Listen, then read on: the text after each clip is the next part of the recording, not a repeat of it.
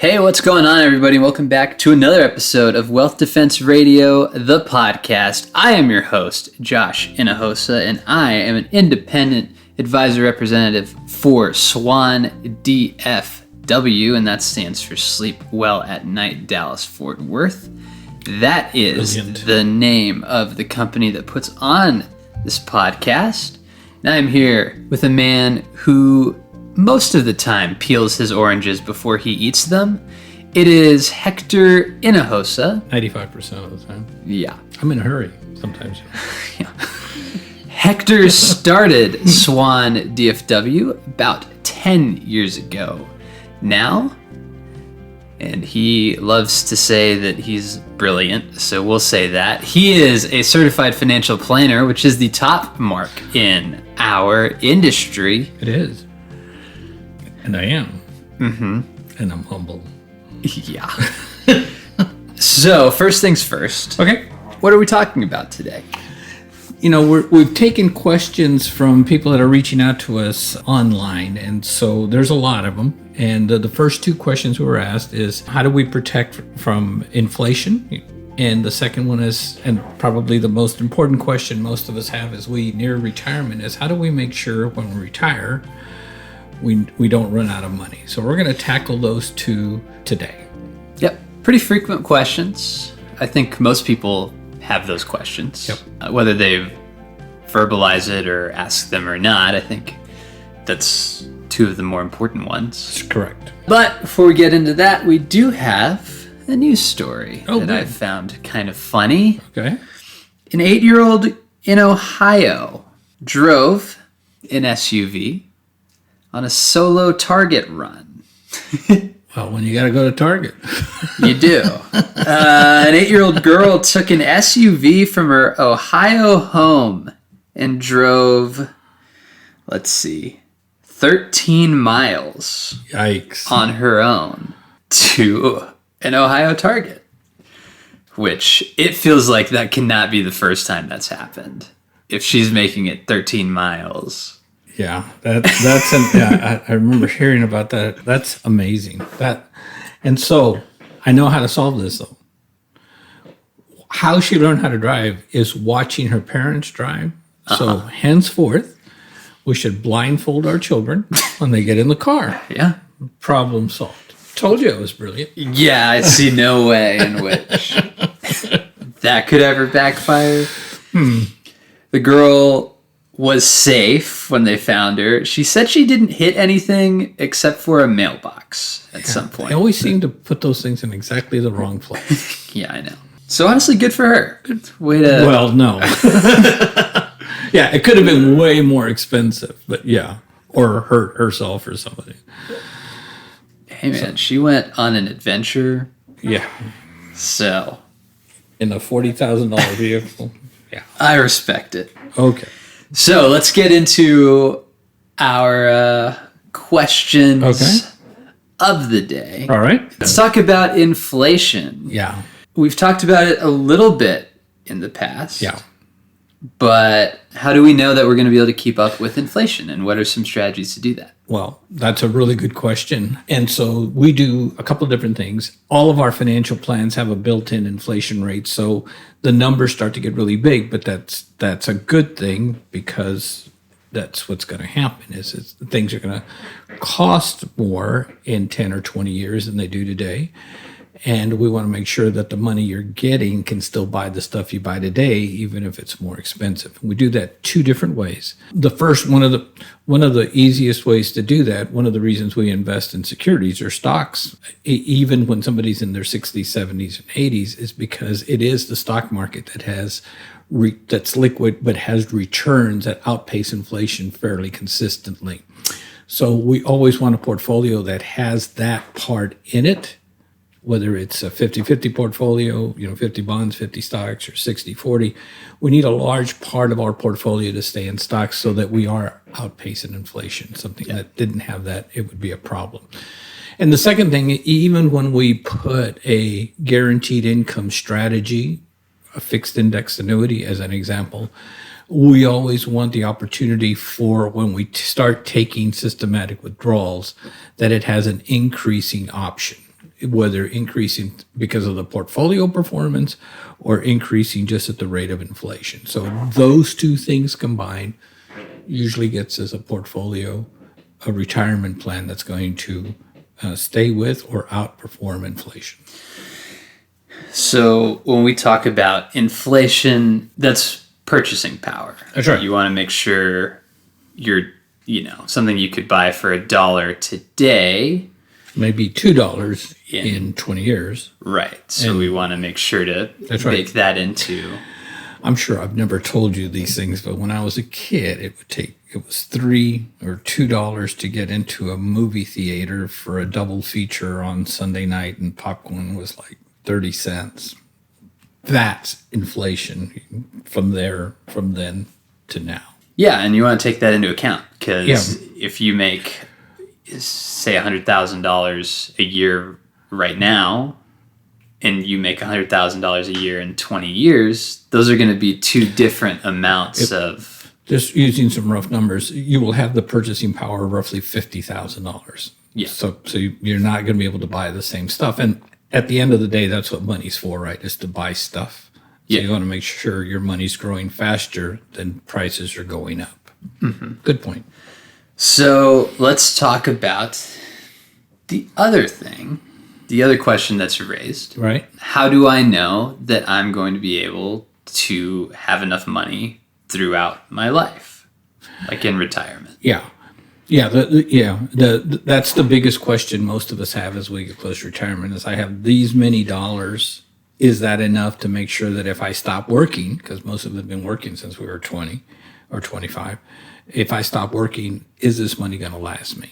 What if the fastest growing demographic is people over 100. So if I live to be 90 or 95, am I sure that I'm going to have income coming in that's going to be able to buy me stuff, the inflation question, but more importantly, that I'm going to get enough money to live on, whether I'm at home or if I have home health care or, wherever I am. Money may not make you healthy, but it gives you choices. It gives you independence, and it gives you dignity. You can decide your own lifestyle when you get there. So we do it a couple different ways.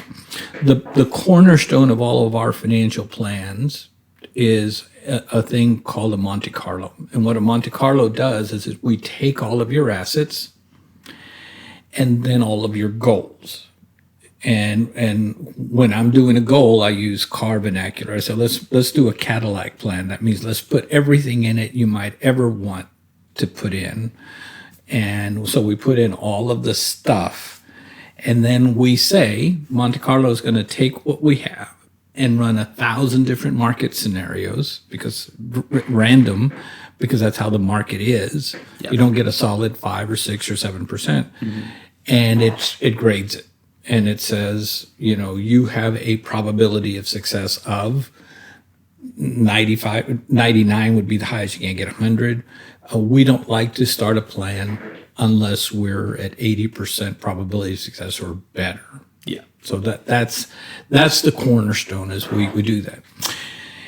And if it comes back less than 80%, then we start maybe making it not, a Cadillac plan, but a really good Chevrolet. So we start saying, well, maybe $20,000 a year for a vacation budget is a little high. Could we live with 15? And we start making it where we're going to get the number we want.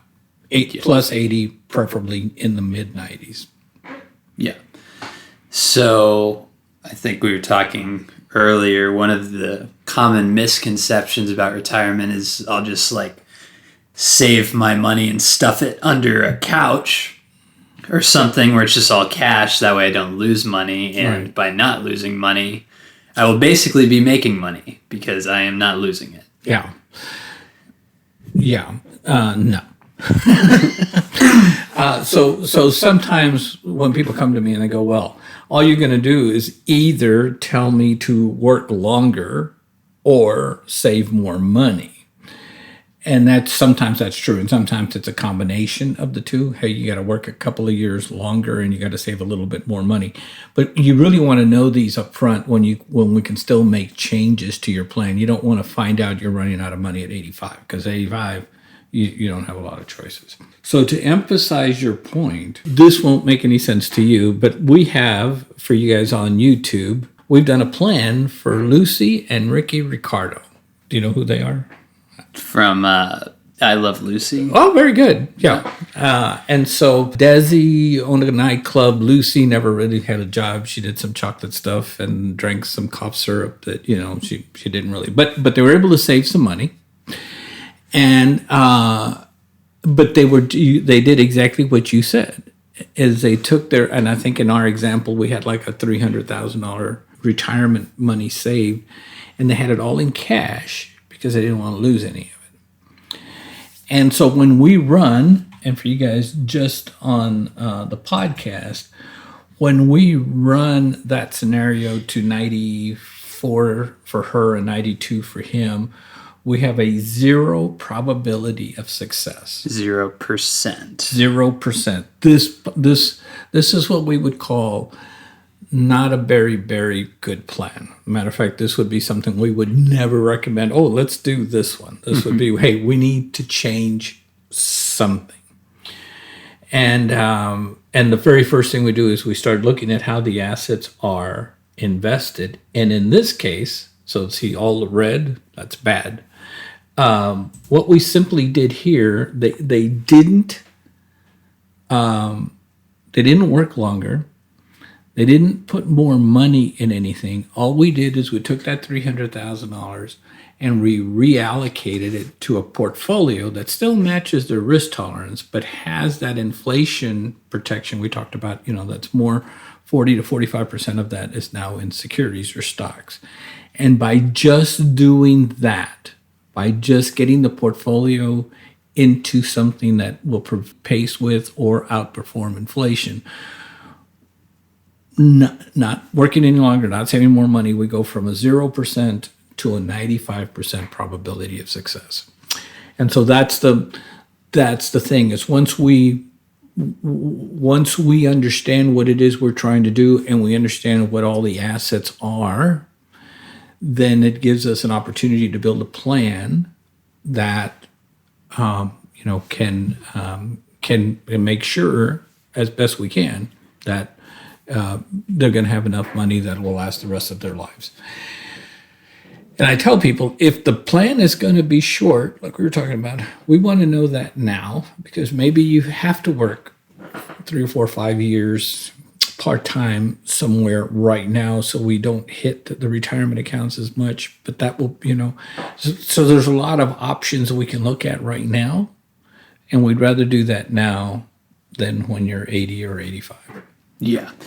It's a lot easier to make money in your 50s or 60s than it is when you're 80, 85, 90 years old. Yeah, that's exactly right. And that's what we want to protect. And again, just by doing some simple things and using some strategies, that's our goal, is to make sure that you get, when you get called home, when you get to go to heaven, that there's still money in the account. Sometimes there's not going to be a lot of money left for legacy, but that may not have been one of your highest, things that you want to make sure we did. What most people want to know first is, can I take care of myself and my spouse? Are we okay? And so, yeah, and that's how we do it. And we do that for every single client that we get. So that's how we answer the question, do I have enough money? I don't know. Let me ask you a bunch of questions. Let me see all of your statements, and then we will tell you. Yeah. But we've never had a plan where we haven't been able to figure something out that was palatable, that they said, yeah, that works. And so there you go. Yeah. So if you would like to talk to one of us who do this for a living, that's right, we're not just podcasters. We do actually hold a real job. Yeah.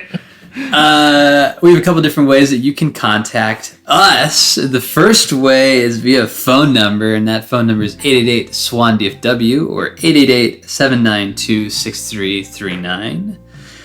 The other way, if you would prefer written correspondence, is we have an email address, and that is info@swandfw.net. That's info, like short for information, at, like the at symbol, Swan DFW, Swan like the bird, DFW like Dallas-Fort Worth.net. Yeah, and we'll put that on the screen for you guys. And I need a favor. I need to ask you guys a favor. If you like this podcast, if you can hit like on it and subscribe to it, that really helps us get into more people. And more importantly, if you know somebody who's thinking about it or close to retirement and you think, hey, this might make some sense for them, forward this to them. That helps us out. We're trying to get information out there that is helpful.